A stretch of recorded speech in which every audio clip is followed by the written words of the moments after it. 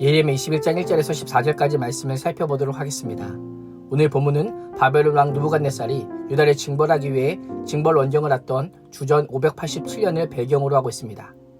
느부갓네살이 군대를 보내어 예루살렘을 포위하자 풍경등화 같은 위기의 순간에 시드기야는 궁중 고관으로 했던 바수올과 제사장 스바냐를 예레미야에게 보내어 여호와의 뜻을 묻습니다. 뭔가 이상하지 않습니까? 그동안 예레미야를 괴롭게 하고 하나님의 말씀을 멸시했던 왕이 예레미야가 예언한 대로 바벨론 군대가 공격하자 하나님께 기도해달라고 믿을 수 있는 두 사람을 보낸 것입니다. 예루살렘의 멸망을 선포할 때는 강금하더니 말씀이 성취되자 도움을 요청하고 있는 것입니다. 시드기야의 모습이 어떻게 보이십니까? 그래도 하나님께 묻는 그 모습이 칭찬할 만합니까? 그렇지 않습니다. 시드기야는 하나님께서 그 기도에 응답하실 것이다 라는 확신은 없이 마치 보험을 들듯이 요청하고 있는 것입니다. 겉으로 보면 아수르의 사나리 군대가 예루살렘을 포위하였을 때 히스기야가 신하들을 이사야 선지자에게 보내 하나님께 구원을 요청한 것과 매우 비슷합니다. 그러나 결정적인 차이가 있습니다. 히스기야는 이사야에게 기도를 요청하기 전에 자신이 먼저 하나님 앞에 엎드렸습니다. 이에 반해 시드기야는 자신은 하나님 앞에 기도하지 않고 예레미야에게 기도해 줄 것을 요청합니다. 한 나라를 대표하는 왕이라면 절체절명의 위기 앞에서 누구보다 먼저 진실되고 간절하게 회개하는 심정으로 엎드려야만 합니다. 그러나 시드기야는 정작 기도해야 할 자신은 기도하지 않고 여호와의 기적적인 역사가 재현되기를 기대했던 것입니다. 자신은 하나님께로 돌아갈 생각은 하지 않고 하나님께서만 돌아올 것을 요청한 것입니다.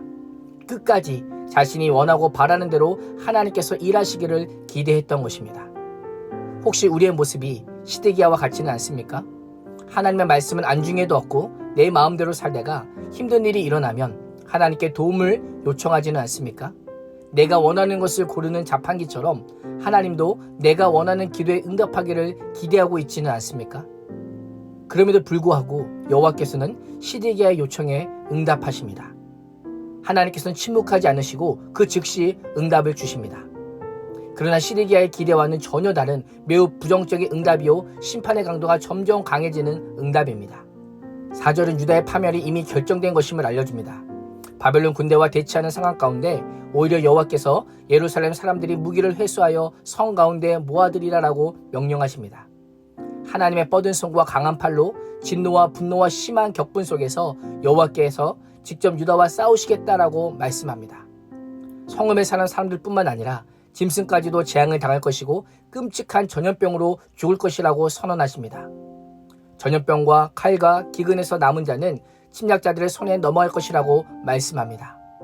여호와께서는 측은히 여기지 아니하며 궁일이 여기지 아니하며 불쌍히 여기지 아니하리라라고 말씀하고 계십니다. 이 행동의 주체가 누구입니까? 7절은 그가, 다시 말하면 바벨론 왕 느부갓네살이라고 말씀합니다. 아무 대응도 못하게 하실 뿐 아니라 하나님께서 바벨론을 심판의 도구로 사용하셔서 바벨론의 마음에서 인간적인 연민도 모두 거두시고 아무런 자비나 긍휼, 치근함이 없는 냉혹한 심판과 멸망이 닥칠 것을 선언하십니다. 하나님의 냉혹한 심판의 메시지 앞에 유다는 더 이상 방법이 없는 걸까요?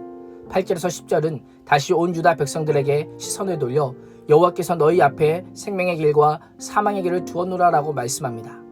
유다 백성들은 두 길 중에 어느 한 길을 선택해야만 합니다. 어떤 길이 사망의 길일까요? 9절은 예루살렘 성읍에 남아서 정하는 자는 결코 구원을 보지 못하리라라고 말씀합니다. 어떤 길이 생명의 길일까요? 9절은 너희를 에워싼 갈대아인 바벨론에게 항복하는 것이 살 길이라고 선포하고 있습니다. 유다 백성들의 살 길은 오직 한 길, 바벨론에게 항복하는 것입니다. 국가적으로는 배신을 택하라는 것입니다. 바벨론을 숭배하는 것이 아니라 하나님 나라를 선택하라는 명령인 것입니다. 죄인인 우리가 살 길도 오직 한 길, 예수 그리스도뿐입니다. 나의 죄인됨을 인정하고 항복하여 주님께 돌아오는 것만이 유일한 생명의 길인 것입니다. 왜 바벨론에게 항복하는 것이 유일한 생명의 길일까요? 여호와께서 지금까지 여호와의 얼굴을 예루살렘으로 향하고 계신데 복을 내리기 위함이 아니라 저주와 화를 내리기 위함이기 때문입니다. 예루살렘은 바벨론 왕의 손에 넘어갈 것이고 성은 불태워질 것이기 때문입니다. 11절부터는 유다 왕가를 향한 경고와 심판의 말씀입니다. 하나님께서는 유다 왕의 집을 향해 정의롭게 판결할 것을 요구합니다. 왕들이 해야 하는 일은 아침마다 판결을 공평히 하여 탈취당한 자를 압박자의 손에서 구하는 것입니다. 그러나 이 사명을 책임감을 가지고 수행하지 않으면 여호와의 분노의 불길이 그를 불사르며 그 불을 끌 자가 없을 것이다라고 선포합니다. 가만히 생각해 보십시오. 지금이 어떤 상황입니까? 전쟁 상황, 즉 전시입니다. 나라의 운명이 바람 앞에 등불이지만 다른 것이 아니라 충성스럽게 왕의 책무를 감당할 것을 명령하고 있습니다. 바벨론 군대를 물러가거나 전쟁에서 승리하는 것보다 오늘 하나님께서 맡겨주신 사명을 충성스럽게 감당하는 것이 중요하다라고 말씀하고 있는 것입니다. 하나님의 말씀에 순종하는 삶이 더 중요하다라고 경고하시는 것입니다. 왜 그렇습니까? 유다를 치시는 분이 하나님이시기 때문입니다. 오늘 우리 앞에도 생명의 길과 사명의 길이 있습니다.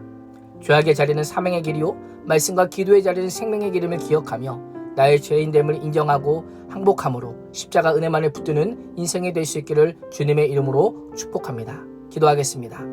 하나님, 죄인된 우리의 살 길은 오직 하나님의 말씀, 오직 예수 그리스도 안에 복음인 줄 믿게 하고 알게 하여 주시고 어떤 상황과 환경 속에서도 신실한 그리스도인으로 살게 하여 주옵소서. 예수님의 이름으로 기도합니다. 아멘.